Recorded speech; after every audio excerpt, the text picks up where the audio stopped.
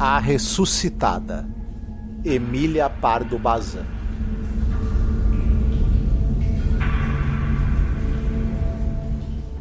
Ardiam os 4 círios, derramando bagas de cera. Um morcego, desgarrando-se da abóboda, lançava-se ao ar descrevendo curvas desengonçadas. Uma forma negra, fugidia, deslizou ao rés das lousas e subiu com sombria cautela por uma prega do pano mortuário. No mesmo instante, Doroteia de Guevara, que jazia no túmulo, abriu os olhos. Bem sabia que não estava morta, mas um véu de chumbo, um cadeado de bronze, a impedia de falar e ver. Ouvia, isto sim, e percebia, como percebe-se entre sonhos, o que com ela fizeram ao lavá-la e amortalhá-la. Escutou os gemidos de seu marido e sentiu as lágrimas de seus filhos em sua face branca e rígida. E agora, na solidão da igreja fechada, recobrado o sentido, sobressaltava-se em grande espanto. Não era pesadelo, mas realidade. Ali estava o féretro, ali estavam os círios, e ela, envolta no branco sudário. No peito, o escapulário de Nossa Senhora da Graça.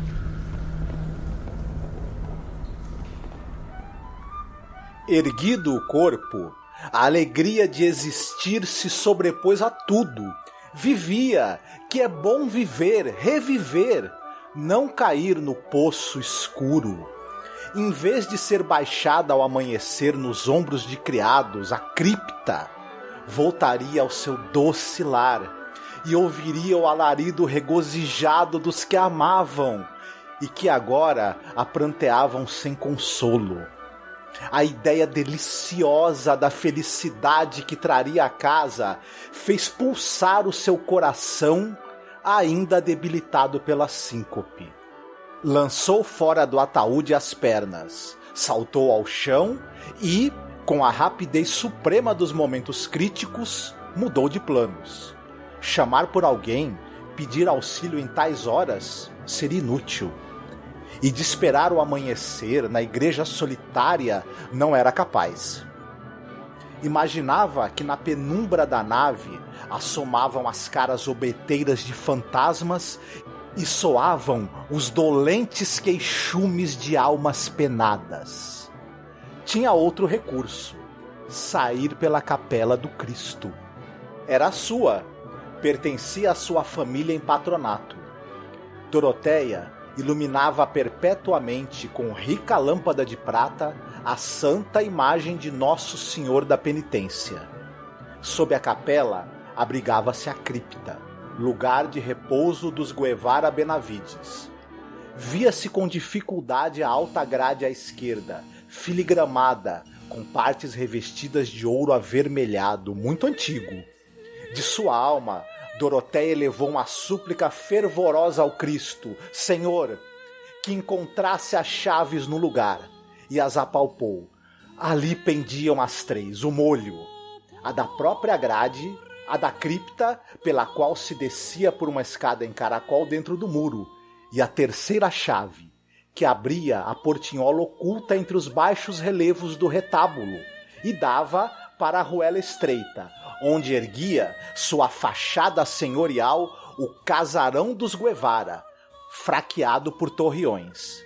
Pela porta disfarçada entravam os Guevara para assistir à missa em sua capela, sem cruzar a nave. Doroteia abriu, empurrou. Estava fora da igreja, estava livre.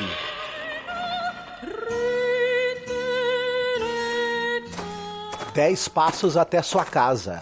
O palácio se erguia silencioso, grave como um enigma. Doroteia empunhou a aldraba, trêmula, como se fosse uma mendiga que pede abrigo em uma hora de desamparo. Esta é mesmo a minha casa? Pensou, ao golpear pela segunda vez firmemente. Ao terceiro golpe, ouviu-se um ruído dentro da vivenda muda e solene. Envolta em seu recolhimento, como se em amplas vestimentas de luto. E ressoou a voz de Pedralvar, o escudeiro, que resmungava: Quem é? Quem me chama a essas horas? Que raios te partam? Abre, Pedralvar, por tua vida. Sou a tua senhora. Sou Dona Doroteia de Guevara. Abre logo!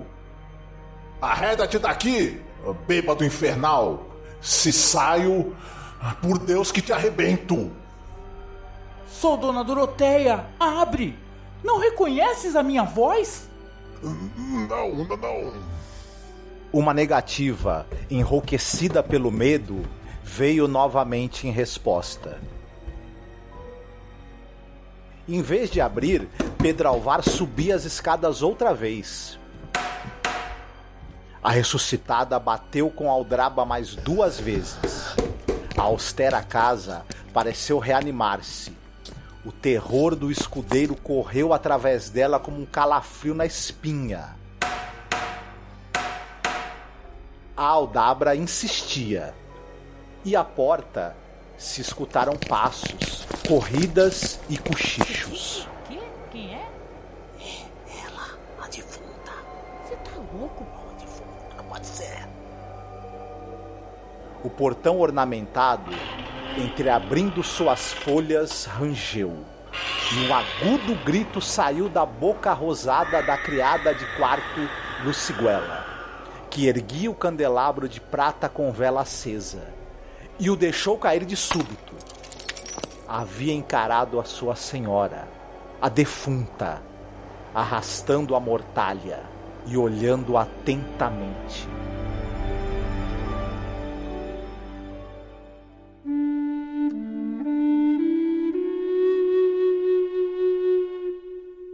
Passado algum tempo, recordava Doroteia já vestida de veludo estriado genovês, trançadas as madeixas com pérolas, e sentada em uma poltrona de almofadões junto à janela, que também Henrique de Guevara, seu marido, gritou ao reconhecê-la. Gritou e retrocedeu. Não era de alegria o grito, mas de espanto sim. A ressuscitada não podia duvidar.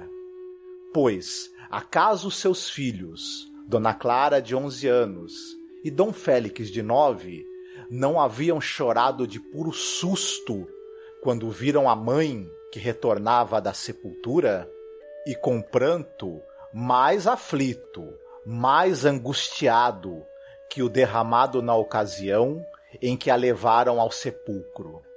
Ela, que acreditava que seria recebida entre exclamações de intensa felicidade. Não há dúvida que dias depois celebraram uma função soleníssima de ação de graças. Sem dúvida que deram uma faustosa recepção aos parentes e allegados. Sem dúvida, enfim, que os Guevara fizeram tudo quanto se deve fazer para demonstrar satisfação pelo singular e inesperado evento, ocorrência que lhes devolvera a esposa e mãe. Mas Dona Doroteia, com o cotovelo apoiado no peitoral do janelão e as faces metidas entre as mãos, pensava em outras coisas. Desde o seu retorno ao palácio, todos fugiam dela, dissimuladamente. Dir-se-ia que o sopro frio do sepulcro, o hálito glacial da cripta, flutuava ao redor do seu corpo.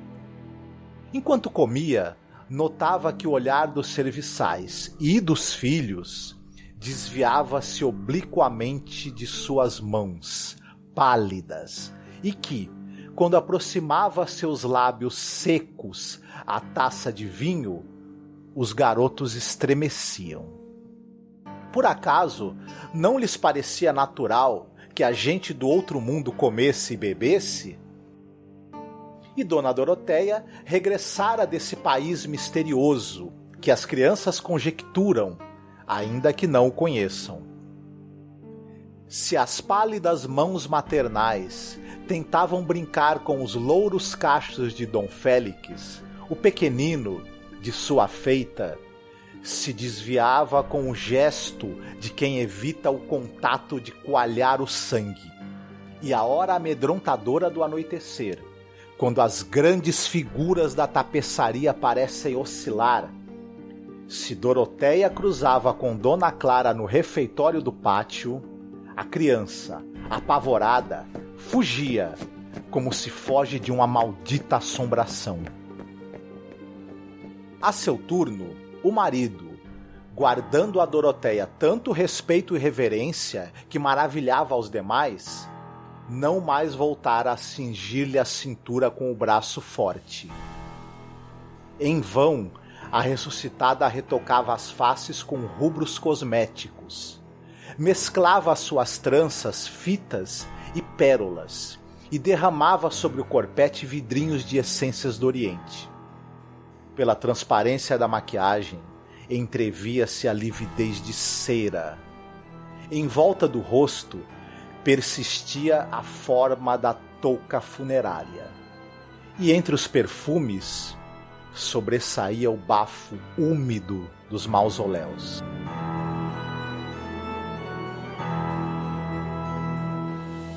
Houve um momento em que a ressuscitada fez ao marido uma lícita carícia. Queria saber se seria repelida. Dom Henrique se deixou abraçar passivamente, mas em seus olhos, negros e dilatados pelo horror que contra a vontade assomava às janelas do espírito, naqueles olhos dantes galantes, atrevidos e luxuriosos, leu Doroteia uma frase que zumbia dentro do seu cérebro, já invadido por rajadas de demência. Donde tu voltaste, não se volta! E bem tomou as suas precauções. O propósito devia realizar-se de tal maneira que nunca seria revelado. Seria um segredo eterno. Buscou o molho de chaves da capela e mandou fazer outras iguais por um jovem ferreiro que partia com o regimento para Flandres no dia seguinte. De posse das chaves de seu sepulcro, saiu Doroteia sem ser vista, uma tarde, coberta com um manto, e entrou na igreja pela portinhola, escondendo-se na capela de Cristo. E ao retirar-se o sacristão, fechando o templo, Doroteia desceu lentamente a cripta, alumiando-se com um círio preso a um candeeiro. Abriu a porta apodrecida, fechou por dentro e se deitou, apagando antes o círio com o pé.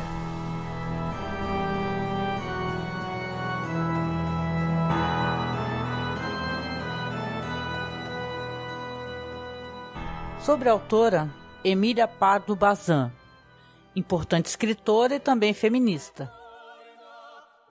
Nascida na Corunha em 1851 e falecida em Madrid em 1921, tinha um nome muito amplo, pois chamava-se Emília Antônia Socorro Josefa Amália Vicenta Eufêmia Pardo Bazin e de la Rue Figueroa Somoza. Foi escritora fundamentalmente em língua castelhana, intelectual, jornalista, crítica literária, narradora e mesmo regionalista galega, que conseguiu triunfar na literatura castelhana como escritora e como figura pública. Influenciada pelo movimento literário do naturalismo, foi ela quem o introduziu no país. A sua obra é enorme, pois chegou a escrever quase que 500 obras, em forma de romances, contos, teatro, depoimentos, artigos sobre infinidade de temas, folhetos, monografias, etc. Junto com a também galega Conceição Arenal, Emília Pardo Bazin é considerada uma das precursoras do movimento feminista no país. E através da sua ampla obra, criticou a degradação e a marginalidade da mulher, e expressou o seu desejo de criar para as mulheres uma educação e uma formação intelectual similar à dos homens. Em muitas de suas obras, especialmente os romances, retratou a vida nas vilas e aldeias galegas. o folclore popular e a situação da sociedade da nobreza galega, especialmente a dos passos rurais, demonstrando sempre uma preocupação com a situação social da região. Em um tempo em que as mulheres não eram letradas, em mais de 90%, ela chegou a ser a primeira mulher a presidir a seção de literatura do Ateneu de Madrid, a primeira a ser nomeada conselheira de instrução pública e também a primeira catedrática de literatura contemporânea de línguas neolatinas da Universidade Central de Madrid, embora com muito pouca assistência de alunos em suas aulas.